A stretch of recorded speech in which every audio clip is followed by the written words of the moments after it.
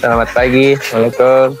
Kita pagi ini cuci motor dulu, cuci kendaraan, karena 2 hari perjalanan kotor, sempat salah jalan tersesat, jadi banyak kubangan lumpur kita lewati. Jadi hari ini kita siram-siram dulu dia, si merah yang menemani kemanapun kita jalan touring.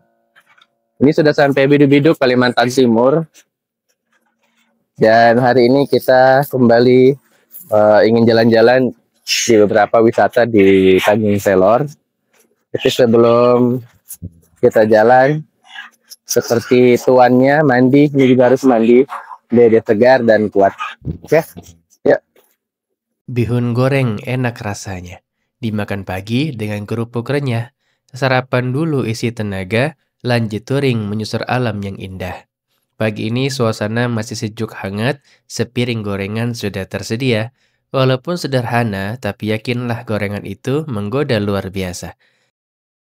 Kita sudah sarapan, sudah cuci motor, cuaca matahari cetar membahana. Kita mau ke museum di Kabupaten Bulungan, Tanjung Selor. Setelah itu kita ke tempat wisata kilometer 16. Di situ ada air terjun kecil. Tapi sebelum kedua tempat itu kita beli bekal makanan dulu karena ya tempatnya jauh lah. Sudah siap semua? Jaket, sarung tangan, helm, tas, drone. Mudah-mudahan lancar jalanan kita. Nanti ikutin vlog kita dalam perjalanan. Yuk, let's go! Perjalanan hari ini kami awali dari rumah keluarga istri yang letaknya sangat dekat dengan pelabuhan speedboat Tanjung Selor. Hanya beberapa langkah keluar gang, kira-kira 50 meter, kami langsung berhadapan dengan tepian sungai yang menjadi kawasan wisata kota. Udaranya segar, pemandangan sungai yang tenang, cukup menenangkan hati sebelum memulai perjalanan. Seperti biasa, sebelum berangkat jauh kami sempatkan untuk mengisi bahan bakar. Karena dalam perjalanan, bukan hanya niat yang perlu diluruskan, tapi kendaraan juga perlu disiapkan agar tidak berhenti di tengah jalan. Kami melintasi rute utama kota Tanjung Selor dan melewati Tugu Cinta Damai, ikon yang menjadi kebanggaan masyarakat setempat. Pagi itu, suasana semakin ramai karena bertepatan dengan kegiatan Car Free Day. Setelah itu kami lanjut menuju Jalan Semangka untuk membeli bekal makan siang. Kami memilih nasi pecel di warung pecel Pincuk Cak Fuad. Rasanya nikmat, bumbunya khas dan harganya pun sangat bersahabat. Makanan seperti ini bukan sekedar mengisi perut, tapi juga jadi pengingat bahwa nikmat-nikmat Allah hadir dalam hal-hal yang sederhana. Tujuan kami adalah mengunjungi Museum Kesultanan Bulungan yang terletak di Tanjung Palas, sebuah tempat bersejarah yang menyimpan banyak cerita masa lalu. Setelah itu, kami berencana menuju pemandian air terjun alam kilometer 16. Namun di tengah jalan, kami tertahan sejenak. Ternyata sedang berlangsung pawai menyambut 1 Muharram 1447 Hijriah. Momen yang tidak kami rencanakan tapi sangat berharga. Maka kami pun berhenti sejenak menyaksikan semangat hijrah yang terpancar dari wajah anak-anak, pemuda, dan masyarakat yang ikut serta. Sebuah pengingat bahwa setiap langkah dalam hidup, sekecil apapun, bisa menjadi bagian dari hijrah menuju kebaikan.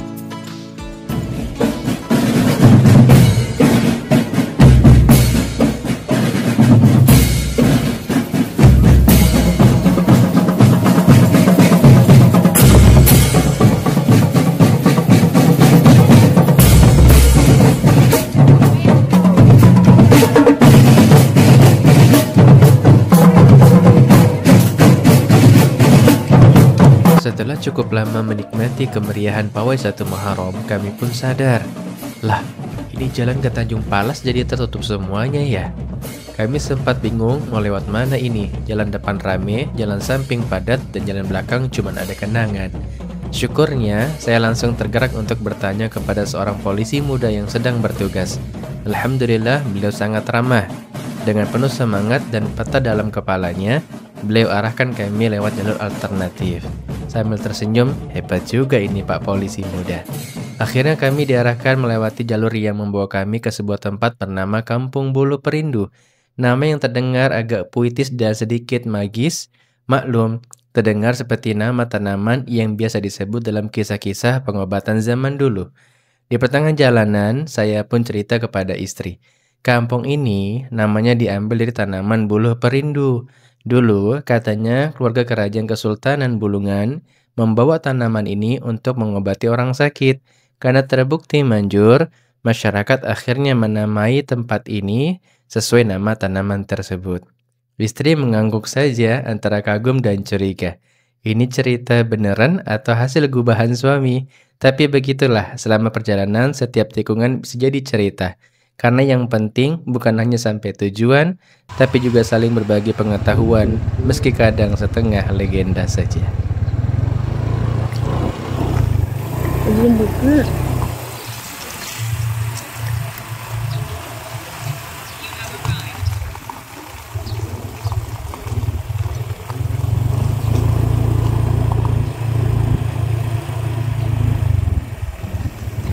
Kita sudah tiba di Museum Kesultanan Bulungan. Sekarang jam 9.20. Namun ternyata belum buka. Yuk kita lihat dulu yuk sedikit ya.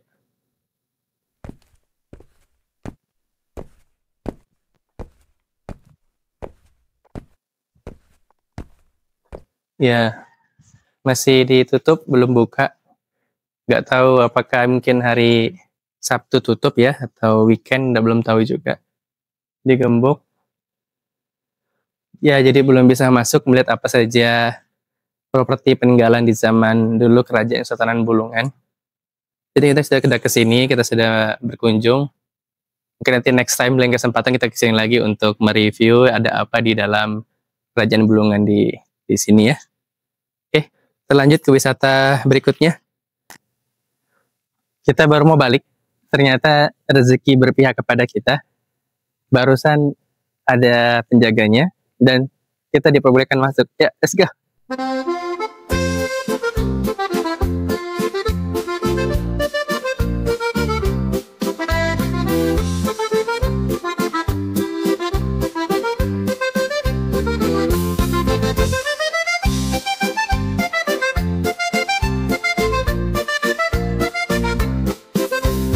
Kami tadi sudah mau pergi. Oh, ternyata rezekinya. Oh, gitu. Pulang kan mau mandi dan masa komplikat. Oh, ini. Ya kan? Kalau yang ini nggak mungkin kan? Itu yang dibikin sebelah tuh. Oh, yang di sebelah ini. Masa zaman dulu itu. Terbakar. Iya. Oh, bapak ibu baru masuk. Baru. Jadi yang pakai tadi pegang. Bapak ibu. Yang dipoto sama cik ini. Hilang sudah lama waktu zaman PKI kan. Oh, yang PKI. Ini kan dia.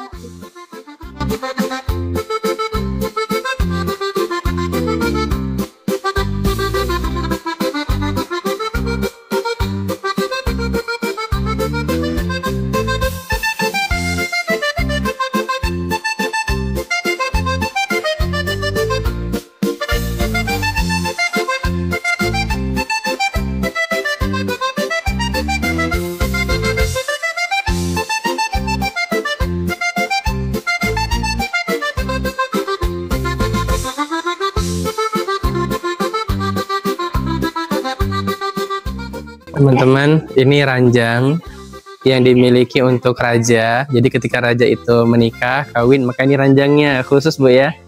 Nah, kalau yang di sebelah sana nanti itu ranjang untuk raja tidur.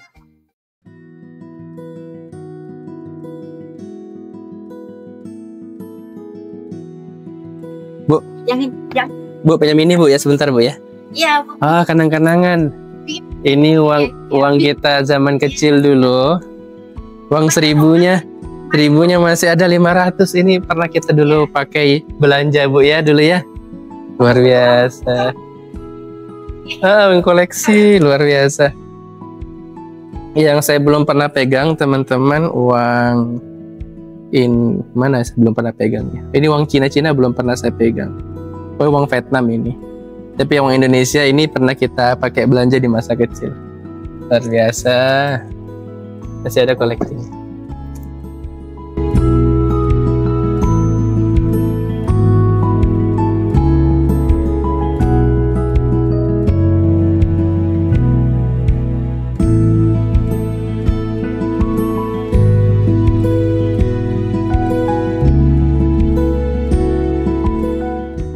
Bisa naik situ duduk. Boleh duduk, Bu. Duduk kita tengah dalam. Sini boleh. Bantalnya.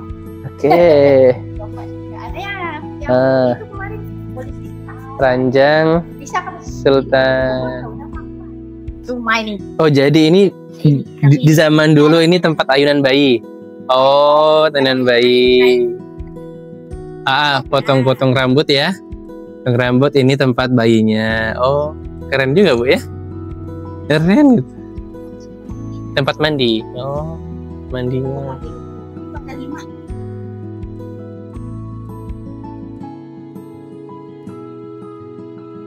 Nih, teman-teman, masa pemerintahan Kesultanan Bulungan itu dari 1731 dengan raja pertama Wira Amir gelar Sultan Amril Mukminin. Bu, berarti Bulungan ini semuanya Muslim, Bu ya? Islam ya? Oh. Itu kan masa. Teman-teman, kita aja istri 2 nggak boleh, raja 9, ya wajar Bu ya, raja Bu ya. Kalau kita bukan raja, jadi nggak boleh ya. Itu apa-apa tantangan, dorong tantangan, apa membuat tantangan. Pengunjung tanggal 8. Sebagai bukti kita sudah ke sini, mencari tahu sejarah dari Kesultanan Bulungan. Kami ini dari Tarakan, Bu. Tarakan. Jalan-jalan ke KTT, Malina. Nah, ini kami mau ke Berau rencana. Oke. Teman-teman, kita sudah berkunjung ke Museum Kesultanan Bulungan.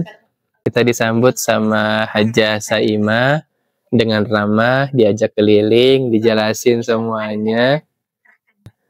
Kira-kira hari ini kunjungan kita sampai sini aja, teman-teman sekalian. Sehat selalu untuk Ibu Hajah Saimah. Setelah itu kita mau ke Berau. Sampai ketemu di pertemuan video vlog berikutnya. Kalau kita nanti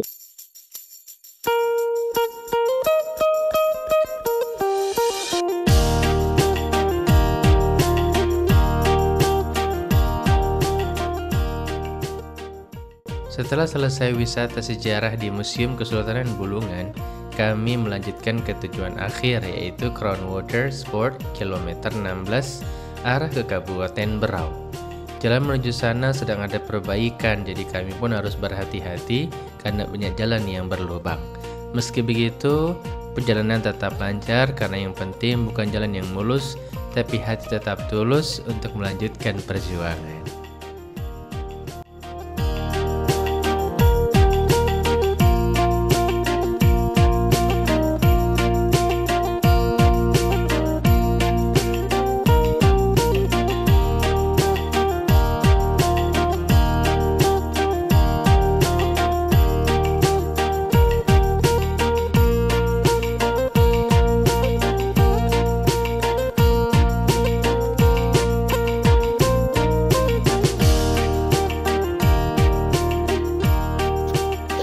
Kita sudah sampai di wisata Crown Water Sport kilometer 16 ke arah Berau. Sekarang kita mau bayar dulu yuk. Yuk kita ke loket. Bayar gratis dulu per orang 10.000. Yuk.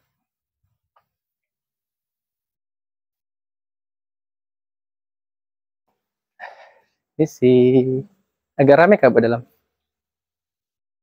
Enggak juga. Iya,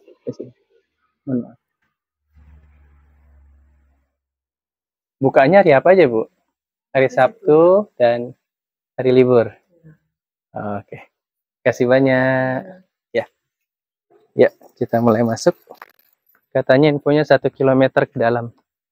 Kalau jalan kaki sih jauh, tapi kalau naik motor ya bentar aja. Mungkin 10 menit lah. Nih, uang Ibu Bendahara. Jalan masuknya bebatuan teman-teman sekalian, dan ini agak mendaki ke atas. Jadi kalau teman-teman mau wisata ke sini, pastikan motornya sehat, Tuh, karena harus mendaki lagi setinggi itu. Luar biasa.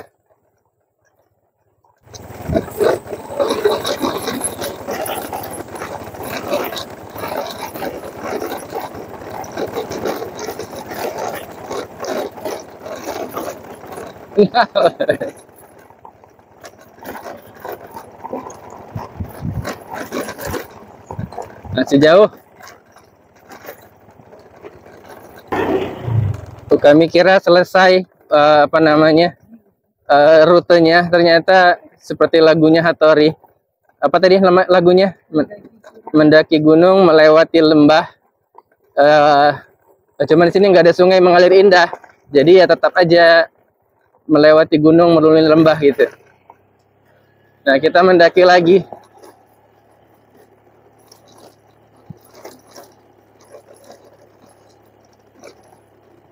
Ini kalau jalan kaki siang-siang lumayan ini.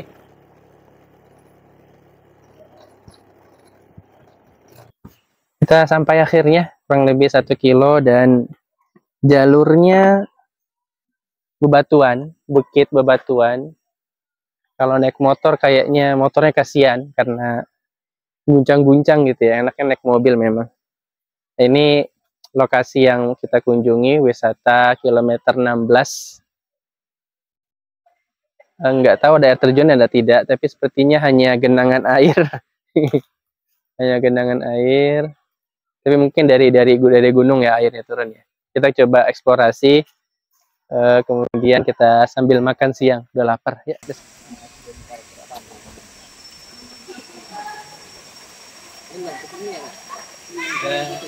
Pilih sini dulu untuk makan siang.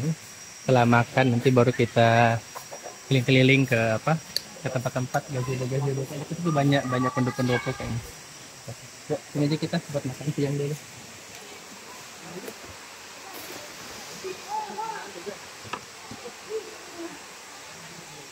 Panas terik bikin kepala cenut-cenut. Untung ada pohon rindang buat berteduh. Nasi pecel tersaji, hati pun ikut semrut. Makan berdua, duh, rasa cinta ikut tumbuh. Lupa bawa dompet ke pasar ikan. Untung cuman beli pakai senyuman. Kerupuk hampir tak tersentuh di pinggiran. Ternyata dia yang bikin pecel makin menawan. Arus sungai mengalir membawa cerita. Perahu lewat sambil melambaikan tangan. Makan siang menghadap pemandangan luar biasa. Pecelnya enak tapi senyummu yang bikin kenyang tanpa alasan. Cakep.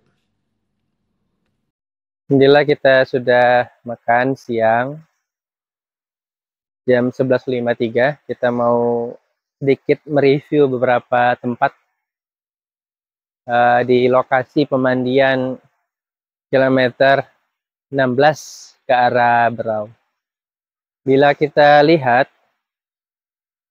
ini memang wisata alam, tapi mungkin tidak memiliki air terjun yang tinggi, dan sepertinya ini tepiannya dibuat oleh manusia, mungkin oleh pemerintah setempat, untuk dijadikan tempat jalan, tempat duduk, dan ini hal yang menarik kita lihat.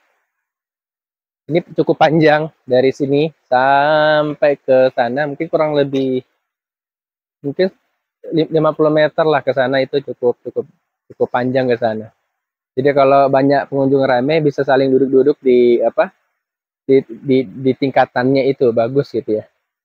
Nah, ini kolamnya, airnya sepertinya dari air pegunungan di hutan dalam. Kemudian di belakang kita banyak pendopo-pendopo atau gazebo-gazebo untuk para pengunjung yang mereka mungkin membawa keluarga besar ya. Membawa keluarga besar sehingga bisa duduk di dalam gazebo-nya. Bukan hanya di sini, di atas juga ada. Di atas juga ada, coba lihat sini. Nah, di atas juga ada gazebo-gazebonya, mungkin sekitar 4 unit gazebo lah di atas. Di belakang kita juga ada semacam panggung di belakang.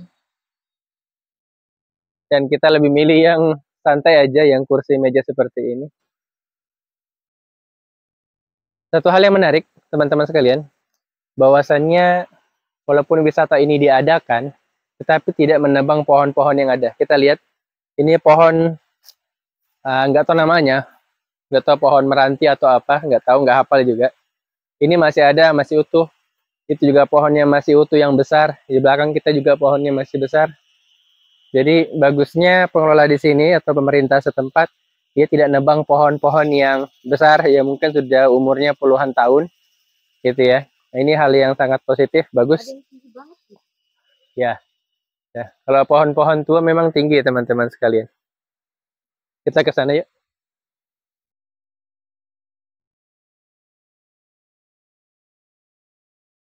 Kita coba ke pohon yang besar ya. Wah, coba lihat pohonnya masih tumbuh, masih hidup, dan pohonnya cukup besar.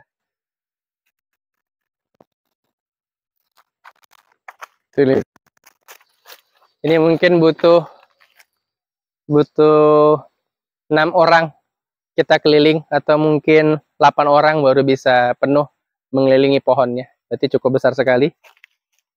Mungkin sudah puluhan tahun ini, teman-teman sekalian.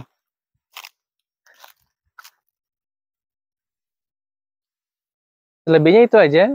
Kalau kita ke sana hal yang sama, nggak usah lah, kita sini aja. Yang jelas wisata ini cukup menjadi pilihan warga sekitar di Bulungan, sekitar Bulungan, karena cuma setengah jam lah dari kota Bulungan, sini setengah jaman lah, nggak terlalu jauh. Ya, let's go. Setelah puas menjelajahi area wisata kilometer 16, kami pun turun ke area pemandian sungai. Suasana alamnya tenang, air sungainya tampak mengalir pelan. Tapi begitu kaki menyentuh air, wah dinginnya terasa sampai badan. Kami tidak langsung nyebur, duduk-duduk dulu santai di atas bebatuan, sambil memandangi sekitar lingkungan yang asri. Daun-daun yang bergoyang, suara air mengalir, dan obrolan ringan pun mengalir. Dari topik yang serius sampai yang gak penting, tapi bikin ngakak. Akhirnya seperti biasa kami pun tertawa bersama. Setelah kaki mulai terbiasa dengan dinginnya air, kami pelan-pelan masuk ke bagian yang lebih dalam. Sesekali cekikan karena kaget sendiri saat batu yang diinjak ternyata licin atau airnya tiba-tiba mendalam. Sambil berjalan pelan, kami juga iseng-iseng coba ngukur kedalaman sungai. Tentu saja dengan metode ilmiah, pakai badan sendiri. Saya pun memberanikan diri untuk mencoba berenang lagi. Sudah lama nggak latihan, gerakannya pun agak ragu-ragu seperti ikan yang lupa cara ngapung. Tapi setidaknya masih bisa maju lah. Dingin guys, airnya dingin, menusuk jantung dan hati. Kalau nggak percaya ke sini lah. Ayo, kilometer 16, Tanjung Selor. Ternyata di pemandian sungai ini bukan cuma manusia yang asyik berenang. Ada juga ikan-ikan kecil yang bebas lalu lalang di antara manusia.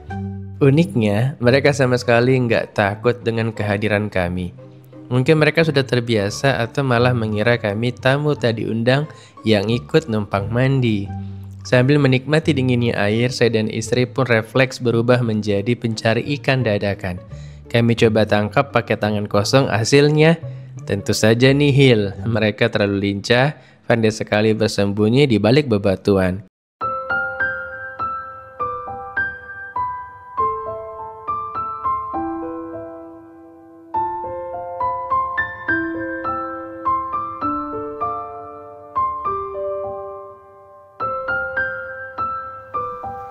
Umi, gimana hari ini? Menyenangkan? Alhamdulillah. Kami berdua undur pamit pada kegiatan hari keberapa ini? Hari ketiga. Terakhir kami visit ke wisata air terjun di kilometer 16 ke arah Berau. Kita sudah mandi-mandian, kita sudah buat vlog, kita juga sudah mereview. Jadi silakan teman-teman jangan lupa tonton video ini sampai selesai. Mudah-mudahan bermanfaat dan menjadi hiburan untuk kita semuanya. Dan wisata ini bisa semakin ramai, semakin terawat, dan semakin lengkap lagi fasilitasnya. Demikian buah durian, buah lai, buah cempedak, buah anggur. Cukup sekian, terima kasih. Wassalamualaikum warahmatullahi wabarakatuh.